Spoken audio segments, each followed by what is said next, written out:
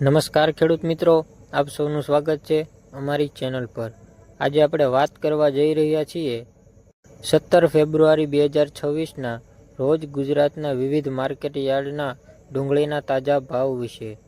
Video અંત સુધી જોતા રહેજો, કારણ કે અંતમાં હું આપને મહત્વપૂર્ણ બજાર ટ્રેન્ડ અને આવનારા દિવસોની સંભાવના પણ જણાવવાનો છું। સૌપ્રથમ વાત કરીએ અમદાવાદ માર્કેટ યાર્ડની। અહીં આજે ડુંગળીનો નીચો ભાવ 900 રૂપિયા અને ઊંચો ભાવ 1250 રૂપિયા રહ્યો। સરેરાશ ભાવ લગભગ 1100 રૂપિયા રહ્યો। હવે વાત કરીએ રાજકોટ માર્કેટ યાર્ડની। રાજકોટમાં આજે 950 થી 1300 રૂપિયા સુધી ભાવ નોંધાયો છે।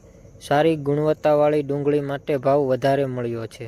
ગોંડલ માર્કેટ યાર્ડમાં આજે ભાવ થોડો મજબૂત રહ્યો। 1000 થી 1350 રૂપિયા સુધી વેચાણ થયું। જામનગરમાં 900 થી રૂપિયા 1200 સુધી ભાવ રહ્યો। ભાવનગરમાં 850 થી 1150 રૂપિયા સુધી વેપાર રહ્યો। મહુવા માર્કેટ યાર્ડમાં 800 થી 1100 રૂપિયા સુધી ભાવ રહ્યો। જૂનાગઢમાં 950 થી 1250 રૂપિયા સુધી ભાવ નોંધાયો। સુરેન્દ્રનગરમાં 900 થી 1200 રૂપિયા સુધી ભાવ નોંધાયો। વડોદરા માર્કેટ યાર્ડમાં 850 થી 1150 રૂપિયા સુધી વેપાર નોંધાયો।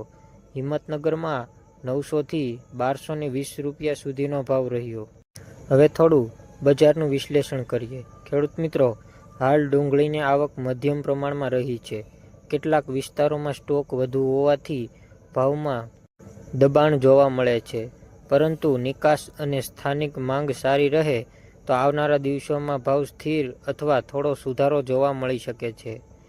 જેઓ પાસે સ્ટોરેજની સુવિધા છે તેઓ બજાર ટ્રેડ જોતા વેચાણનો નિર્ણય લઈ શકે છે।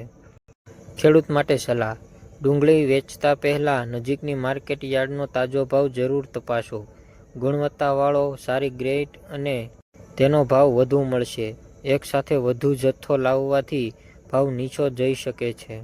આજના ડુંગળીના ભાવ સંપૂર્ણ માહિતી અને તમને ગમી હોય તો વિડીયોને લાઇક કરો, ચેનલને સબસ્ક્રાઇબ કરવાનું ભૂલશો નહીં। તમારા ગામના આજના ભાવ કમેન્ટમાં જરૂરથી લખો। જય ખેડૂત, જય ગુજરાત।